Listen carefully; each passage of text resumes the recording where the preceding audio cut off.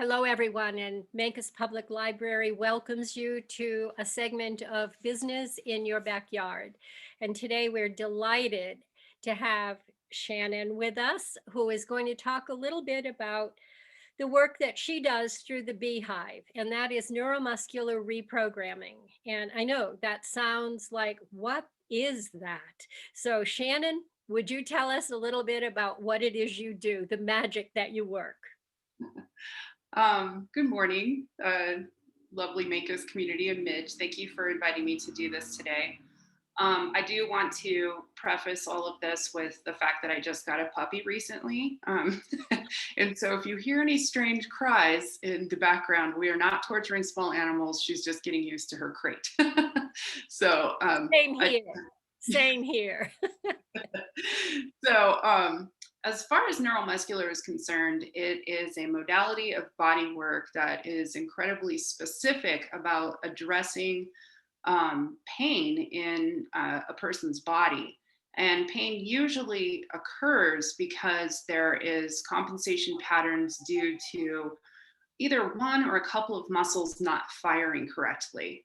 And what I do in my practice is I try to isolate different muscle groups, test them to see if they are firing correctly, and then try to structurally rebalance if there's an imbalance happening. A lot of times people feel pain in certain parts of their body because their body is functioning, it's doing movement patterns, but it's doing it in the wrong way. And it's usually just compensation. We try to keep moving. We try to keep, you know, engaging and walking and lifting and all sorts of things that our bodies are capable of doing. But if a muscle isn't working correctly, the other muscles around it will try to create the same movement. And ultimately, those muscles can get very sore. And neuromuscular is a very effective modality in trying to figure out the miss patterns to get back to the patterns that are supposed to be happening. So it's a correction method.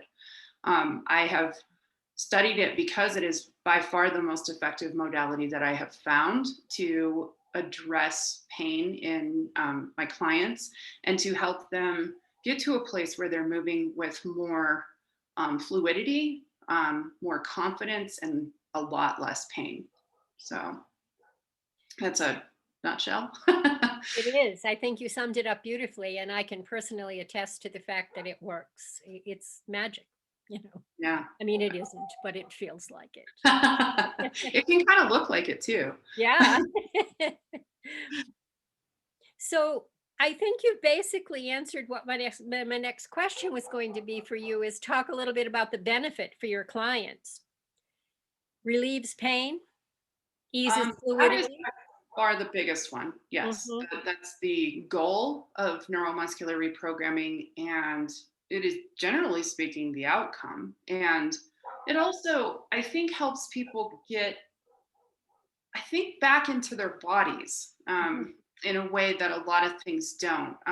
Because when you watch neuromuscular as a client and you realize your body's not quite doing certain things that you thought it could do very easily, I think that puts where we're always at is in our heads. And we have basically come to the point where this part of us supports this part of us. Mhm. And that's just the way that we have to deal with kind of life and like the different kinds of stimulus that we need in an intellectual way. But it means that we don't really pay attention to the lower part, like neck down, unless it starts giving us problems. And so I think neuromuscular does a really good job also of just bringing you into from your neck down. And I think that's really important because we don't even consciously recognize that we have kind of outsourced this to just move us. And this is the most important thing. Right. So, Right. Yeah, really. So I understand that you are prepared to give us a little demonstration this morning. yes, I want to do a very quick demonstration because I know that I can explain it until I turn blue in the face, but it's much more accessible if you see it visually. So I want to give Definitely. everybody a chance to be able to understand what this approach looks like. And my lovely assistant, AKA my mother, is going to be helping me with a really simple test. And I'm going to go with very basic, pretty much a muscle group that everyone knows. We're going to do bicep and tricep. So that's going to be in this part of her arm. She's been having trouble with the right arm. So that's the arm that we're going to be looking at today. And it's going to be just a really quick demonstration so you can kind of get a sense of what neuromuscular looks like and feels like. I wish this was scratch and sniff kind of setup, but it's not. So you're going to get the visual, but at least you can kind of understand what I'm doing. So I'm going to have her sit down and we're going to go through a really quick demonstration. Okay. Great. So here's my mom. Hi, I'm Mom. Good morning. We're going to be using what I said, like her right arm. And as we all know, generally speaking, the bicep is right here. And then the tricep is the opposite side of the arm. A lot of times in our pulley system body, sometimes one side has been doing a holding pattern for so long that the other side has actually gotten weaker. And this is a test to see if that's occurring. So what we're going to be doing is I'm going to be testing her bicep first. So I'm going to have her match my pressure right here at her wrist. And when I do that, I have people do a breath in and then a breath out. And then I say match my pressure. The reason we do the breathing and we do the test at the breath out is because we take the diaphragm out of the equation, because diaphragm can help you basically do everything. When you open like a can or try to get anything that has to be open, you always go and engage your diaphragm, one of the biggest and most powerful muscles in the body. But this way we get that out of the equation. So I'm going to have you take a deep breath in and then breathe out, and I'm going to match my pressure here. Okay. So it's a very fast, very easy test. So we're going to do the same thing on this side of her wrist because we're going to engage the tricep. So I'm going to have you breathe in, breathe out, match my pressure. Okay, so did you see how that was a little bit wiggly on that side? This one was very solid, very easy. This one did a little bit of a wiggle. So what that shows me is that her bicep is probably doing a little bit more of the holding of this, the way that this arm works through here. So what I do is I go in and just do nice, very gentle work on her bicep and just kind of get it to relax. I'm telling this muscle, you don't have to do everything for this part of the arm. You can, relax and let the other side work. So I do that for, a couple of seconds, and then we go back in and we do the test again. We start with the one that was weakest. And so we go back to tricep. So go ahead and take a deep breath in, and then we match pressure, much stronger. We go back and challenge it. So we go to the bicep, match my pressure, and that gets wobbly because I just released this muscle. But to make sure that this is kind of locked in, breathe out, match my pressure. Okay, so that's an easy fix. Okay, this usually is between bicep to tricep, but sometimes it's a little more complex. That's just one of the most basic views I can give you. And what I do is I always make sure that there's a balance. And everything that we do, we're basically making sure the bicep is letting go. And we're making sure that the brain recognizes after the bicep is kind of let go, that it can fire the tricep correctly. So it's always about repetitiveness, and it's always about making sure that your brain recognizes it. Sometimes it's a quick fix like this one. Sometimes I have to do it a couple of times. Go ahead and stand up. All right. So hopefully that makes it a little clarity. Thank you. And thank you to Mom. Yeah, I was breathing with you as you did that. Well, my mom is a very lovely, helpful assistant, so I appreciate her work. Well, I'm sure her arm feels better too. We shall see. We're going to probably do a little bit more complexity, but I just wanted to show the basic. And I think that was very beneficial so that we got an idea of how it all works. Because as you say, when you describe it orally, some people can grasp that right away, but I'm a very visual person. So I love to see something. This is the example. So thank you for that. Shannon, what does your typical day look like? My typical day, generally speaking, in the work realm, is I will see on average about 3 to 4 clients, maybe five, just depending on the length of the um, different sessions that are set up.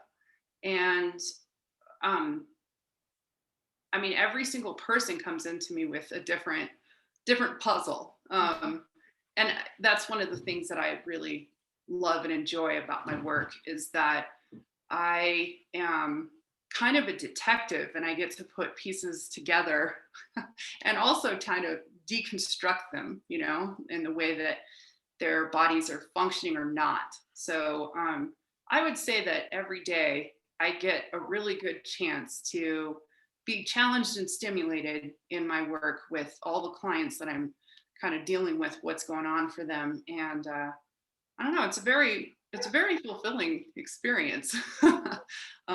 Especially when I get feedback from my clients after the session where they're like, I don't know what you did exactly, but it really helped.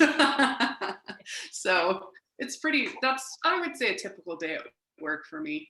And throughout all of it, I like to figure it out. I like to ask a bunch of questions and do a lot of different muscle testing in the different places that they're talking about and help get to a place where, they're able to start functioning over time. Perfect. So, what's the biggest challenge that you face in your work? Hmm. I would say the biggest challenge is actually taking care of myself as a practitioner, because it's grueling physical work in a lot of ways. I think part of the reason that I actually decided to focus on neuromuscular more than just doing like deep tissue or prenatal massage or I don't know, just there's lots of other things that are more engaged in me just doing like constant, smoothing it out. Besides neuromuscular being a really effective modality, it's also a little bit easier on the practitioner. um, so I think that's the thing that's probably the most challenging is making sure that I take care of myself in an ergonomic physical sense to be able to continue doing this as long as I have. I've already been doing it for about 16 years and I hope to be able to do it for, I don't know, another 5 to 10. And that doesn't sound like a lot in most careers, but a lot of body workers, massage therapists mostly, that just do like deep tissue, some of those people will stop working within 3 years time because they're so injured and in so much pain. So Yeah, it's a fine balance. I hear that. Yeah, and it makes complete sense to me. So, when you were a little girl growing up, what did you think you wanted to be when you reached adulthood? When I really think about it, a professional reader. Um, I was raised in a household where we didn't have any television, and so when my parents would tell us to, go away, go play, that usually our options were limited to reading books, going outside to go on long adventures, and sitting in front of the big stereo setup that we have. My dad set up with all the records you can imagine. So I would say that generally speaking, my options growing up as a child were like listening to music, which I absolutely loved and still do to this day, reading books and going outside on adventures. But I was reading at such a prolific level that why can't people be paid to read? And I still do. I absolutely, it's my favorite. I would say it's my favorite escape, and it teaches you so much about other people, other perspectives, other worlds, and you also pick up a lot of grammar in English too. So True. I love reading something and coming upon a word that I don't know I so that I know. can look it up. To me, that's exciting. Yeah. Yes. Right answer for a library program, Shannon. Thank you. So, you've already talked a little bit about why you became a body worker, an energy worker, but in particular, was there anyone or anything that influenced you as you grew into this career? um, As A okay, so mentor? yes, mentors definitely. I I got into body work, I think, to begin with, because I got a really bad injury. I had an L5 herniation when I was 20 years old. And so I went through some really intense pain for almost 2 years. And I had really bad sciatica down my left leg. There was a point when I was dealing with this that I couldn't stand up straight for 6 months' time. And at 20 years old, that's really weird. It's very, Mhm.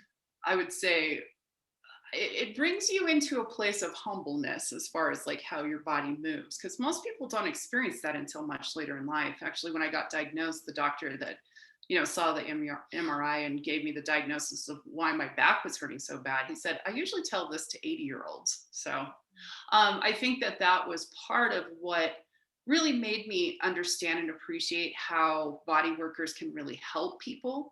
um, but when I finally did decide to get into this program where I studied in Marin in Corte Madera, in the North Bay of the Bay Area, I I would say that the school I went to, the Institute of Conscious Bodywork, was the group of people that they had working there were really inspiring. And I had a lot of very good teachers that really cared about what they were doing and helping us get into the field. Um, it was a massage school that was taken very seriously in the clinical sense, which is what I wanted. I didn't want to go to some woo woo hippie place. And this was a really good school for that. And they were the ones that had developed neuromuscular. And so 3 months in, or no, a couple weeks into what would have been a 3-month program for me to just get my basic CMT as a massage therapist, they did a demonstration, actually very similar to what I showed you with my mom, of neuromuscular. And when I saw that, I was like, why wouldn't I do that? That is magic. And so I basically streamlined from just the basic CMT into the neuromuscular program. And instead of being in school for 3 months, I was in school for 4 years, because I have really committed to learning this so I can be really effective with my clientele. After I got out of school, I ended up going to work with a chiropractor, Dr. Christopher Ross, in San Francisco. And the reason I have always worked with chiropractors is because what I do is a very nice um, secondary thing to adjustments. They do the bone structure alignments, and then I make sure the muscular system that is very connected to the bone structure stays in place the way it's supposed to. So I help clients that are getting adjustments to get the most benefit from the adjustments. And working with Dr. Ross, I worked with him for 7 years. He was an incredible chiropractor, but he was also a very knowledgeable man. And he was incredibly, um, he just gave me a great deal of insight and um, experience about how to approach all the different clientele and best help them. I would say out of my entire career, working with him was by far the most, um, it just gave me the best education outside of the education I had already gotten. And we also had a great working relationship, very fortunate in that sense. So, and I actually went back to train to become a neuromuscular instructor. And I worked with Jocelyn Olivet, who is the person that was mainly responsible for developing neuromuscular. And working with her was very good because she is incredibly talented in how she knows how to read bodies and go through different protocols to help them. So I did another year of training really in neuromuscular with her. And as a body worker, I have a great deal of respect for her. So I've been really fortunate. I have some great mentors that I've been able to work with. Well, aside from the people that you've just mentioned, do you have a specific or a few heroes or heroines in your life? maybe My even outside of the field? Your mom. Oh, that's beautiful. Yeah. My mom is she's actually been in the medical field for quite some time. She's a respiratory therapist. And I think that I learned how to how to care about clients and patients from my mom's work through 40 years of her life. I would say she's probably 50 years. Sorry, she's correcting me over the corner. um, she just watching how hard she worked and how committed she's been has been incredibly inspiring for me. I could never do what she does because I'm scared of, everything in the hospital. But at the same time, I learned about patient and client care from her. And I'd say that, yeah, she was probably been one of the biggest influences in my life in That's that regard. beautiful. That's Yeah, beautiful. I'm very fortunate. Yeah. So, assuming that you do have some because you're working on self-care, what do you enjoy doing in your free time? Well, now that I have a new puppy, I'm going to start going on adventures with the little one once, she's able to do that. She's still young enough that we need to watch out for parvovirus. But I would say one of my favorite things in the whole wide world is being outside, being outdoors, going hiking, I'm going to hopefully start shooting some aspen. I'm an amateur photographer. So I'm really looking forward to being able to see what the aspen look like this year, especially after all the rain we got this summer. Be a great Um, year. yeah. So hopefully last year was all golden. Not that I have any problems with that. I mean, aspen are beautiful regardless, but I think we might get a little bit more selection of colors this year. So I think so. yeah. I think, let's see, it's mostly photography and being outside and gardening. That's a good happy place for me too. Beautiful. So I think you've touched on this too. You've been so easy to interview. What is your general philosophy about how healing and massage go together in the human body? That's a really interesting one because it's a complex set of layers. I think that on the surface, it just feels nice. We have all grown up being generally very supported and cuddled and held close by our parental figures in whatever sense that they might be, and some of our other babysitters or whatever friends. Throughout life, we have a touch is a very important thing for human beings for the way that we interact with each other and socialize. And so I think that just surface wise, somebody just putting hands on you is generally speaking a very like relaxing thing almost immediately. But what's interesting is that in my work experience, I have definitely seen that not only am I able to heal people in like a physical body sense, but a lot of times I'm able to put in place a very safe place for people to be able to talk to me if they feel like they need to express themselves in a maybe potentially emotional way if they need to. And sometimes what I do is actually more almost a psychological thing, and energetic. I said earlier didn't want to go to a real woo woo hippie school, but one of the things that I've had to accept the more that I've done this practice is that there's an energetic exchange between me and my clients that I can't quantify and I can't put any scientific logic-y stuff to it. But and which is weird for me because I'm a very logic person. But because of my work, I've definitely had to accept and embrace the energetic aspects of it. So there's a lot of different layers to it. Yeah. And it's all lovely. If you feel confident as a practitioner, then people will always know that they're safe in your space and you're going to work with them in whatever way to make it that they can get to a better place. So I think that answers the question. It sure does. It sure does. And again, I can personally attest to this. You have been just a wonder in my life, and I appreciate that, which is one of the reasons I wanted our community to know more about you today. So you work through the Beehive, which is on Grand Avenue in Mancos, and people can come in and meet you or book an appointment there. Um, in conclusion, is there any other message that you would like to share with our community before we end this interview? Um, I think the biggest thing that um, I think is missing is that people are not bringing in young children, like young children and teenagers. Um, and honestly, I think that's kind of remiss in a sense that because kids and teenagers are so resilient, they don't think that some of the like trauma that they go through either through sports injuries or around here skiing or snowboarding, or just being kids.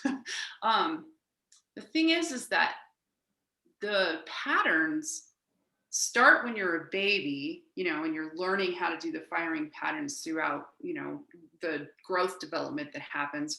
But around the time that you start becoming like a kid that's really adventurous, you do have big falls, you do have like, big impact stuff. And I think that people just assume that kids are going to be fine. But what's interesting is that in my work, one of the things that I do in intake is I ask, what kind of injuries have you been exposed to?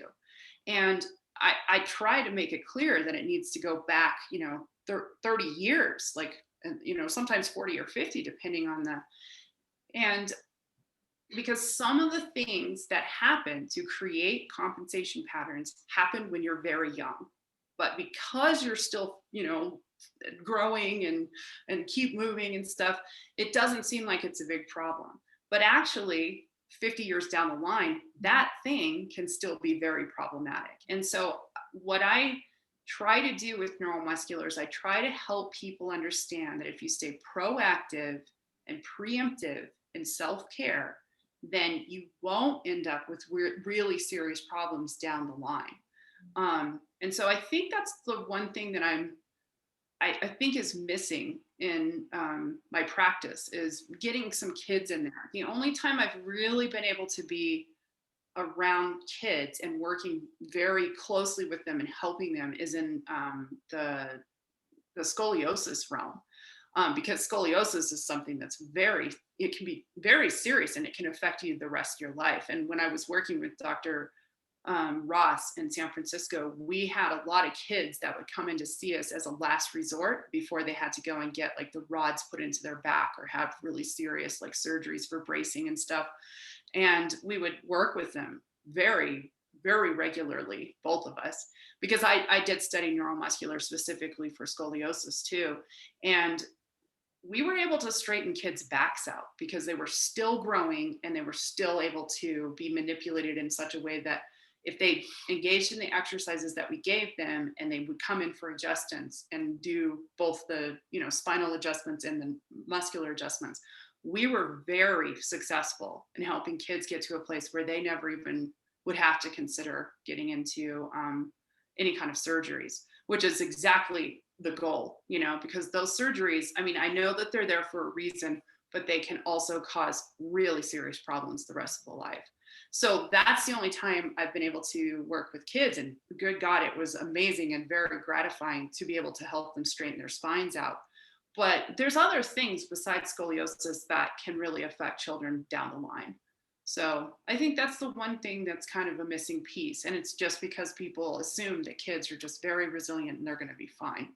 And for a while they will be. But sometimes when they get into their 30s, 40s, they start going, breaking down, because our body is an amazing system, but over time it starts to kind of compact or yeah. So I think that would be the one thing that I would like to have more exposure to, parents that are bringing their kids in to get to a place where they will, stay ahead of the curve as far as the breakdown of the body that can potentially happen.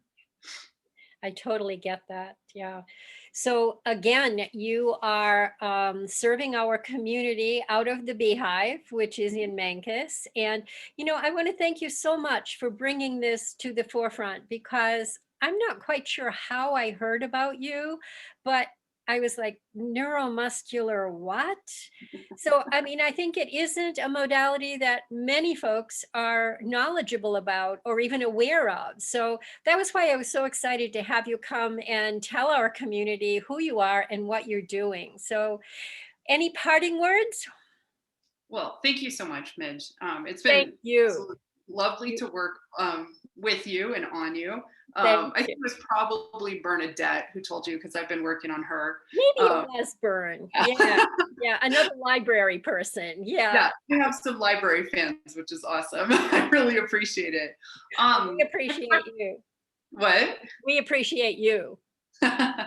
Well, I appreciate this community. I'm very happy to be back here. I did grow up in Cortez and I left and went to California for 30 years. So it's been really nice to come back here. And it's been really nice to come back here and find a community that is very open to staying in shape and Mhm. staying healthy. That's really awesome. I think that's part of the reason I miss Colorado so much is because I mean, people in California are pretty active too, but there's just something about Coloradoans that there's just a salt of the earth kind of thing here. And people are very, they're just kind of badasses. Sorry, but, uh, and I find that to be extremely refreshing. So I like that there's a community here of people that are trying to like stay healthy and stay moving and stay, like strong. It's very, very We live nice. in a wonderful community, and I'm so glad that you're back with us. I'm glad to be back too. Shannon, thank you so much for taking time out of your busy day to talk with us today. The library appreciates you too. Thank you.